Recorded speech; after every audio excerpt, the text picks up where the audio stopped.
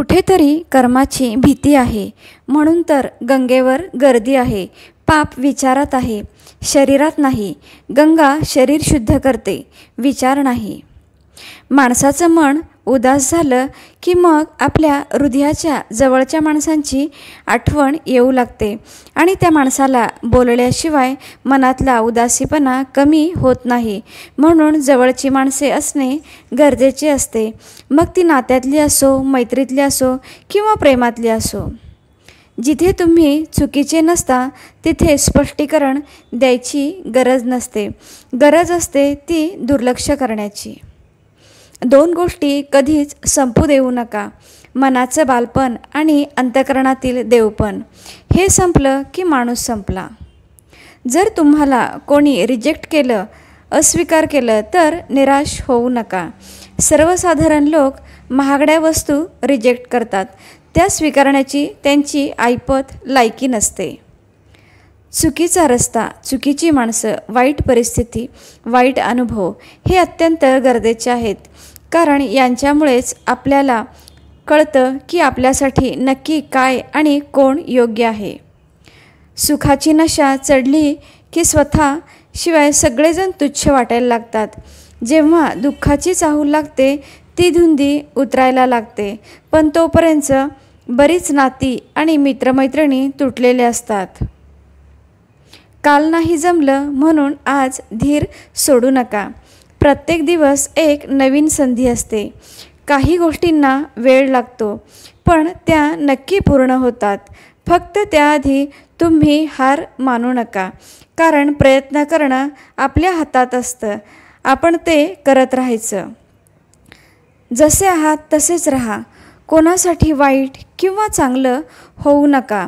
ज्याला तुम्ही पटलात तो तुम्हाला कधीच नाही सोडणार, आणि ज्याला तुम्ही नाही आवडला त्यांच्यासमोर जीव जरी ओवाळून टाकला तरी तो तुमचा होणार नाही. म्हणून लोकांचा विचार करत जाऊ नका.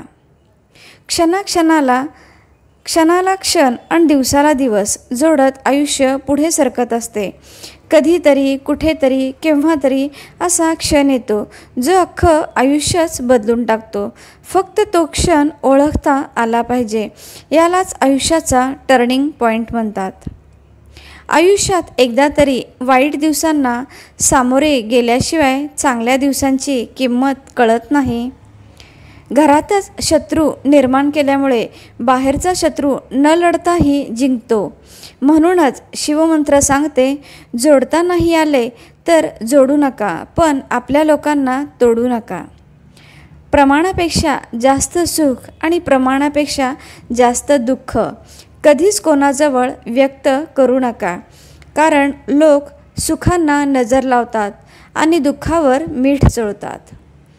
सुख हा साधा सरळ शब्द पण आयुष्यभर धावायला लावून आयुष्य गिळून टाकतो. दुःख हा वेदनादायक शब्द पण आयुष्याच्या प्रत्येक वळणावर जगायचं कसं याचं मार्गदर्शन करत असतो. धुक्याने एक छान गोष्ट शिकवली की जीवनात रस्ता दिसत नसेल तर दूर पाहण्याचा प्रयत्न करणं व्यर्थ असतं.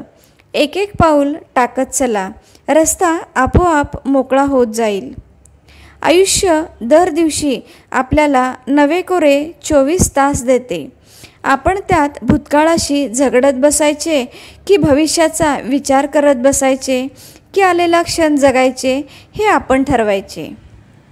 या जगात असा कोणताच व्यक्ती नाही की ज्याला दुःख नाही, पण त्या दुःखाला विसरून जो आनंदात जीवन जगतो तोच खरं आयुष्य जगतो.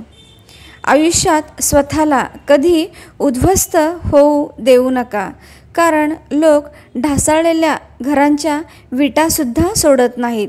संकटावर अशा प्रकारे तुटून पडायचं की जिंकलो तरी इतिहास आणि हरलो तरी इतिहासच घडला पाहिजे. श्री स्वामी समर्थ.